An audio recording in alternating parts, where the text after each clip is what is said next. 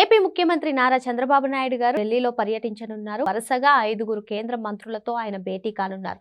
మరి ఇందులో మరీ ముఖ్యంగా అమిత్ షాతో భేటీ కానున్నారు. మరి అమిత్ షాతో చంద్రబాబు నాయుడు గారు భేటీ ఆసక్తికరంగా మారింది. దీనిపైన విశ్లేషించడానికి మనతో పాటుగా ఉన్నారు సీనియర్ జర్నలిస్ట్ డివి శ్రీనివాస్ గారు. నమస్తే సార్. నమస్తే. కూటమి ప్రభుత్వం అధికారంలోకి వచ్చిన తర్వాత అటు చంద్రబాబు గారైనా, పవన్ కళ్యాణ్ గారైనా, లేదంటే లోకేష్ గారైనా చాలాసార్లు ఢిల్లీకి వెళ్లారు సార్. మరి ఈ నేపథ్యంలోనే చంద్రబాబు నాయుడు గారు మరోసారి ఢిల్లీ వెళ్ళడం, ఇప్పుడు ఏకంగా 5 కేంద్ర మంత్రులతో మార్నింగ్ నుంచి ఈవినింగ్ వరకు కంటిన్యూస్గా ఆయన మీటింగ్స్. మరి ఎస్పెషల్గా చూసుకున్నట్లయితే అమిత్ షాతో మీటింగ్. ఏం జరగబోతుందంటారు? తాజా రాజకీయ పరిణామాల గురించి చర్చించే అవకాశం ఉందంటారా? అమిత్ షాతో ఏం మాట్లాడే అవకాశం ఉందంటారు సార్? అంటే రైళ్ళు ట్రాక్ మీద పరిగెత్తాయి. మామూలుగా ఏ రైలు అయినా సరే రైల్వే ట్రాక్ మీద పరుగులు తీస్తాయి. రైళ్ళు గుండెల్లో పరిగెత్తడం విన్నావా? రైళ్ళు గుండెల్లో పరిగెత్తడం వినాలంటే ఇప్పుడు జగన్మోహన్ రెడ్డి దగ్గర వినాలా, వైఎస్ఆర్ కాంగ్రెస్ పార్టీ నాయకుల దగ్గర వినాలా? అంటే ఇప్పుడు ఎంకి పెళ్ళి ఏదో సుబ్బి చావుకు వచ్చిందని అంటారు. ఇప్పుడు చంద్రబాబు ఢిల్లీకి వెళ్ళటం, వీళ్ళు బెంబేలెత్తిపోతే, ఇప్పుడు బెంబేలెత్తిపోవటం, బేజారెత్తి పోవడం, ఎప్పుడు ఢిల్లీ ఎవరు వెళ్ళినా వీళ్ళు ఇట్లా కంగారు పడుతుంటే అది ఏమనాలా?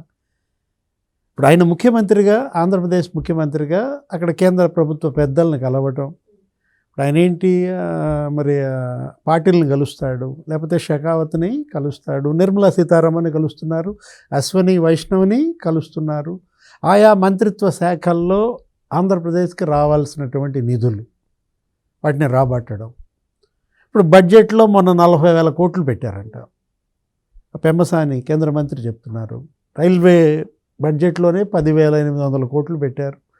పోలవరానికి ఒక 3,400 కోట్లు ఏమి ఇచ్చారు. అమరావతి రాజధానిలో పాత పొద్దేదో 1,150 కోట్లు ఇచ్చారు. అసలు విశాఖ మున్సిపల్ కార్పొరేషన్కి 1000 కోట్లు ఇచ్చారు. అంటే 5,000 కోట్లు ఇస్తారు, సంవత్సరానికి 1000 కోట్లు చొప్పున. ఇట్లా మొత్తం తీసుకుంటే 40,000 కోట్ల బడ్జెట్ పెట్టినందుకు ధన్యవాదాలు చెప్పడానికి నిర్మలా సీతారామన్ కలుస్తున్నారా? ఇంకా రావాల్సినవి ఏది మరి ఆమె కదా నిధులు శాంక్షన్ చేయాల్సింది. మొన్న ఆమె వచ్చింది అమరావతి, ఒక 16 బ్యాంకులకు ఆమె శంకుస్థాపన చేసి వెళ్ళిన దీంట్లో భూమి పూజలు, ఫైనాన్స్ సిటీ ఎక్కడ అమరావతిలో. ఒకటి వెనుకబడిన జిల్లాలు ఉన్నాయి, 7 జిల్లాలు ఉన్నాయి. అప్పుడు విభజన చట్టం ప్రకారం ఆ 7 జిల్లాలకి జిల్లాకి 50 కోట్లు చొప్పున ఇవ్వాలి. అట్లా పెండింగ్ జగన్మోహన్ రెడ్డి తేలేకపోయాడు. దగ్గర 3,000 కోట్లు పెండింగ్ ఉంది. ఈ 7 జిల్లాలు సీమ, 4 జిల్లాలు ఉత్తరాంధ్ర, 3 జిల్లాలు ఆ పెండింగ్ నిధులు విడుదల చేయండి. ఇక ప్రతి సంవత్సరం మరి కొంచెం పెంచి జిల్లాకు 100 కోట్లు అడుగుతారా? బుందేల్ఖండ్ ప్యాకేజీ ఇస్తామన్నారు. అప్పట్లో ఏంటంటే విభజన చట్టం ప్రకారం కేబీకే ప్యాకేజీ ఇస్తామన్నారు. ఆ ప్యాకేజీ వెనుకబడిన జిల్లాలకి ఇవ్వటం అనే అంశం. ఇటు ఈ బడ్జెట్లో దేశంలో 7 ప్రధాన నగరాలను గుర్తించి, ఇందాక చెప్పానే విశాఖకి 1000 కోట్లు, 5 ఏళ్లకి 5,000 కోట్లు ఇచ్చేటట్టుగా ఆ జాబితాలో అమరావతిని కూడా చేర్చండి.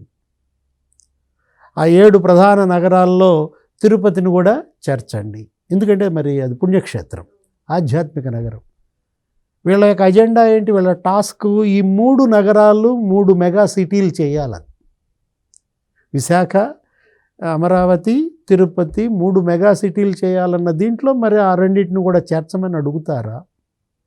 ఇట్లా అశ్విని వైష్ణవ్ రైల్వే శాఖ మరి 10,000 కోట్లు కేటాయించినందుకు ధన్యవాదాలు చెప్పడం. గత ఏడాది కన్నా 1000 కోట్లు ఎక్కువ పెట్టారంట.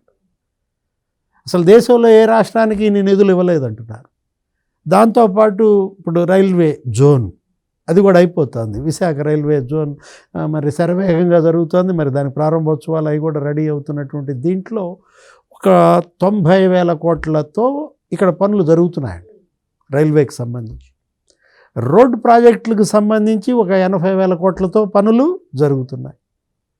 అంటే పనులు ముమ్మరంగా సాగుతున్నాయి. కేంద్రం నిధులు పుష్కలంగా ఇస్తోంది. అభివృద్ధి ఇవాళ మనం చూసాం. డబల్ ఇంజన్ బుల్లెట్ ట్రైన్ స్పీడ్తో వెళ్తున్న దీంట్లో నువ్వు అనేది ఏంటి? మీరు అభివృద్ధి, సంక్షేమం, మేనిఫెస్టో, హామీలు, డబల్ ఇంజిన్ గురించి చెబుతున్నారు. మరి అరాచక శక్తుల గురించి ఏంటి? అదేనా అమిత్ షాతో భేటీ?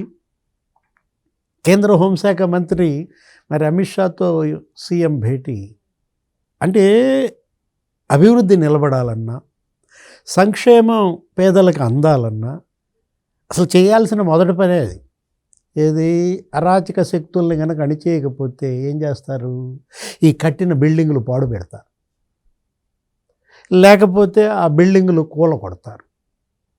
పాడు పెట్టడం, కూలగొట్టడం, తగలబెట్టడం, తవ్వేసేయటం. వీళ్ళు వేసిన రోడ్లు తవ్వేస్తారు. అంటే ఇది ముందు టాస్క్. ఏది? ఇప్పుడు చంద్రబాబు ఢిల్లీ పర్యటన మీద లేదు ఎవరి కళ్ళు. అశ్విని వైష్ణవ్, లేకపోతే పాటిల్, లేకపోతే నిర్మలా సీతారామన్ దీని గురించి ఎవరు చర్చించట్లా, ఆలోచించట్లా. అవన్నీ అవి మామూలే. ఇప్పుడు ఆ నిధులకు సంబంధించి మాకు వెజిటేరియన్ వద్దు, నాన్ వెజ్ గురించి చెప్పండి అంటున్నారు. ఏది? ఈ అరాచక శక్తుల అణిచివేత జరుగుద్దా లేదా? ఇప్పుడు కల్తీ మద్యం సిట్ దర్యాప్తు మరి మనం చూసాం. ఏంటి? 16 మంది ఏమో అరెస్ట్ అయ్యారు. మిథున్ రెడ్డి అరెస్ట్ అయ్యి బెయిల్పై వచ్చాడు. చెవిరెడ్డి భాస్కర్ రెడ్డి కూడా అరెస్ట్ అయ్యాడు, మొన్న ఏదో బెయిల్పై వచ్చాడు. అసలు జగన్ సీఎంగా ఆయన ఆ CMO principal secretary Dhanunjaya Reddy, లేకపోతే ఆయన ఓఎస్డి కృష్ణమోహన్ రెడ్డి, ఆయన సిమెంట్ ఫ్యాక్టరీ బాలాజీ గోవిందప్ప, ఇంతమంది అరెస్ట్ అయ్యి సీఎం ఆ విధంగా ఈ మద్యం పాలసీ మార్చిందే సీఎం కదా అప్పుడు జగన్మోహన్ రెడ్డి. మరి ఆయనపై చర్యలేవి? అంటే మద్యం కుంభకోణంపై దర్యాప్తు అంతిమ లబ్ధిదారి దగ్గర చేరల. తాడేపల్లి ప్యాలెస్ తలుపు రేపు రేపు రేపు అన్నారు, అసలు తలుపు తడతం మానేశారు. ఆ దగ్గరకు కూడా వీళ్ళు వెళ్ళటంలో అది అట్లా ఉంది. ఇప్పుడు ఇది కల్తీ నెయ్యి కేసు వచ్చింది. ఏంటి? ఇప్పుడు తిరుపతి మహాప్రసాదం లడ్డు, అయోధ్యలో లడ్లు కూడా మరి మేము మంచి నెయ్యితో చేశామని పేరుని నాని భూమన కరుణాకర్ రెడ్డి చెప్తున్నాడు.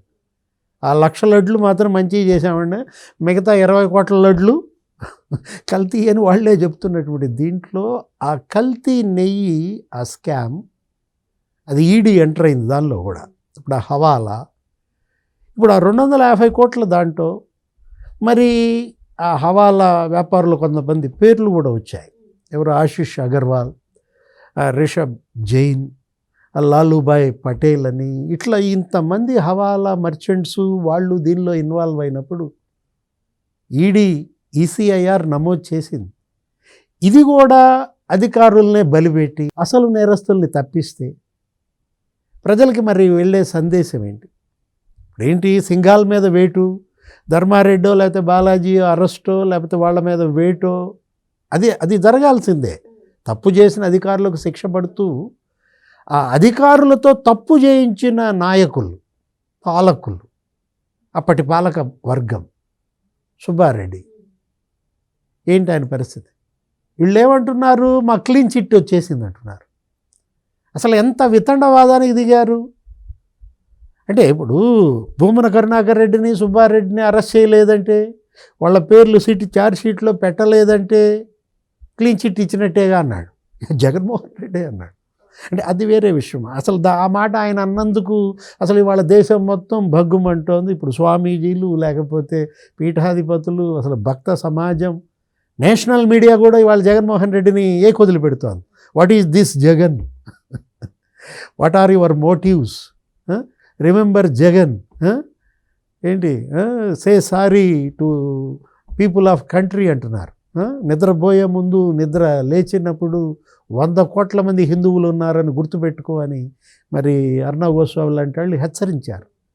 ఇలాంటి పరిస్థితుల్లో ఇవాళ ఆ కల్తీ నెయ్యి కేసును గనక ఒక లాజికల్ ఎండ్కి తేకపోతే, ఇప్పుడు పాత్రధారులు కాదు, సూత్రధారులు ఎవరు వాళ్ళు అరెస్ట్ జరగాలి, దోషుల్ని కఠినంగా శిక్షించాలి. మళ్ళా ఇలాంటి పాపపు పని, ఇలాంటి అపచారం, ఇలాంటి ఈ పాతకం ఇంకోసారి చేయటానికి సాహసించకూడదు. ఎందుకంటే ఇది పాపాలకు పరాకాష్ట. వీళ్ళు చేసింది మహాపాపం కాదు, అసలు పాతకాలకి పరాకాష్ట. ఇటువంటి దోషులను అసలు వదిలిపెట్టకూడదనేది ఇవాళ ప్రతి ఒక్కళ్ళు కోరుకుంటున్నటువంటి నేపథ్యంలో అటు కల్తీ మద్యం, ఇటు కల్తీ నెయ్యి అంతిమ లబ్ధిదారు తేలుస్తారా? అమిత్ షా మరి తేల్చుతారా? అటు ఈడీ లేకపోతే సిబిఐ, ఇప్పుడు ఈ సిఐడి, ఇవి స్వచ్ఛందంగా, స్వేచ్ఛగా, పారదర్శకంగా, నిష్పాక్షికంగా వాటి దర్యాప్తుని అవి కొనసాగించేలాగా మరి పాలకులు, కేంద్ర రాష్ట్ర ప్రభుత్వాలు వాటికి సహకరించాలి, వాటికి దిశానిర్దేశం చెయ్యాలి, లోపాలని సరిచేయాలి. మరో అంశంతో మళ్ళీ కలుద్దాం. Thank you sir.